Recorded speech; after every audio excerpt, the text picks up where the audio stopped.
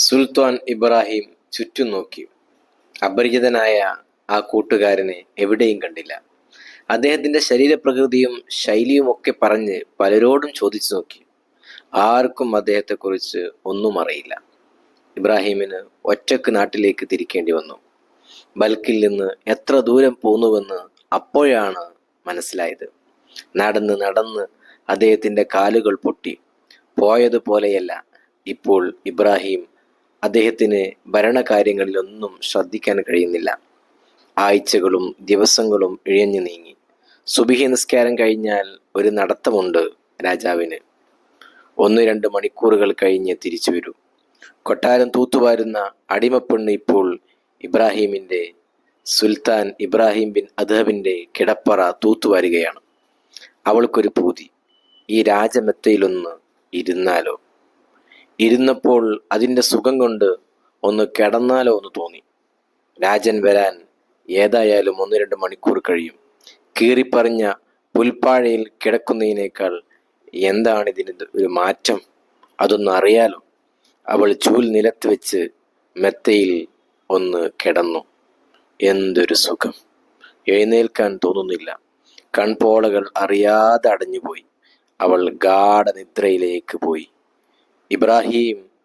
രാജാവ് ഇബ്രാഹിം നടത്തം കഴിഞ്ഞ് ഒന്ന് വിശ്രമിക്കാനായി തൻ്റെ കിടപ്പുമുറിയിലേക്ക് ചെന്നപ്പോൾ തൻ്റെ മെത്തയിൽ തൂപ്പുകാരി കൂർക്കം വലിച്ചുറങ്ങുന്നു. അദ്ദേഹത്തിന് ദേഷ്യം വന്നു. അഹങ്കാരി, ഇതവസാനിപ്പിക്കണം. ഇബ്രാഹിം അവളുടെ നടുപ്പുറം നോക്കി ഒരടി കൊടുത്തു. പാവം, ഓർക്കാപ്പുറത്തേറ്റ അടിയിൽ അവൾ പുളഞ്ഞു. അവൾ ഞെട്ടി എഴുന്നേറ്റ് കുറച്ചു നേരത്തേക്ക് സുൽത്താനെ തന്നെ മീച്ചു നോക്കി നിന്നു. പെട്ടെന്നവൾ എന്തോ കണ്ടിട്ടെന്ന പോലെ പൊട്ടിച്ചിരിച്ചു. ഇത്തിരി നേരം ആ ചിരി നീണ്ടു നിന്നു.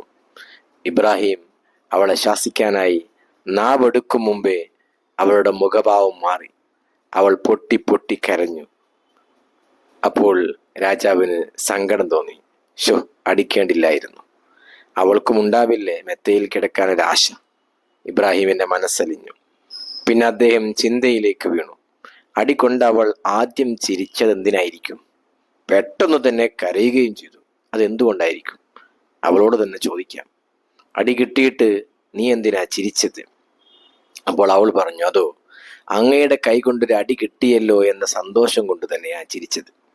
എൻ്റെ തെറ്റിനുള്ള ശിക്ഷ ഇവിടെ തന്നെ കിട്ടിക്കഴിഞ്ഞല്ലോ.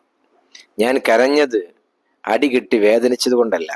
ജീവിതകാലം മുഴുവൻ ഇതിൽ കിടന്നുറങ്ങുന്ന അങ്ങേക്ക് എത്ര അടി കൊള്ളേണ്ടി വരും, അതോർത്താണ് ഞാൻ കരഞ്ഞു പോയത്. ഇതും പറഞ്ഞ് ചൂലും വസ്തുക്കളും എടുത്ത് തൂപ്പുകാരി പോയി. പക്ഷേ സുൽത്താൻ ഇബ്രാഹിം തരിച്ചു നിന്നു. ആ വാക്കുകൾ സുൽത്താൻ ഇബ്രാഹിം അദ്ഹബിന്റെ ചിന്തയിലേക്കാണ് പോയത്. ചിന്തിച്ചിട്ട് പോലുമില്ലാത്ത സത്യമല്ലേ അവൾ പറഞ്ഞിരിക്കുന്നത്. അന്ന് മുഴുവൻ ആ വാക്കുകൾ കടലിരമ്പം പോലെ കാതിൽ അലയടിച്ചുകൊണ്ടേയിരുന്നു. രാത്രി തിരിഞ്ഞും മറിഞ്ഞും കിടന്നിട്ടും സുൽത്താൻ ഉറക്കം വരുന്നില്ല. പടച്ചവനെ, ഞാൻ ഈ മെത്തയിൽ സുഖിച്ചുറങ്ങുന്നത് നിനക്കിഷ്ടമില്ലേ? ഈ കാരണത്താൽ സ്വർഗലോകത്ത് സുഖം ഇല്ലാതാകുമോ? സ്വർഗം ലഭിക്കാതാകുമോ? തല ചായ്ക്കാൻ ഒരിടമില്ലാത്ത എത്രായിരം പാവങ്ങൾ നിരത്തുവക്കിൽ ചാക്ക് വിരിച്ച് കിടക്കുന്നുണ്ട്. വിരിക്കാൻ നല്ലൊരു ചാക്ക് കിട്ടാത്ത എത്ര ആളുകളുണ്ട്. കൊട്ടാരവും പരിവാരങ്ങളുമില്ലാത്ത എത്ര പാവങ്ങൾ ദൈവത്തോടൊപ്പം സംതൃപ്തരായി ജീവിക്കുന്നുണ്ട്. ഈ കാണുന്നതല്ലല്ലോ സംതൃപ്തി. ദൈവത്തോടൊപ്പം ഉണ്ടായിരിക്കുക എന്നതാണല്ലോ ഉല്ലാസം. ആദികൾ ഇബ്രാഹിമിനെ അലട്ടി. ടെൻഷൻ അടിച്ച മനസ്സുമായി ഇരിക്കുമ്പോൾ പടച്ച റബ്ബിന്റെ ദർശനം കിട്ടാൻ ഇബ്രാഹിമിന്റെ മനസ്സിൽ ഒരാശ. ഹൃദയം സ്ഫുടം ചെയ്യപ്പെട്ടതുപോലെ തോന്നി സുൽത്താന്. അപ്പോഴാണ് മട്ടുപ്പാവിൽ നിന്നൊരു ഒരു ശബ്ദം കേട്ടത്. ആരുടെയോ കാലൊച്ച.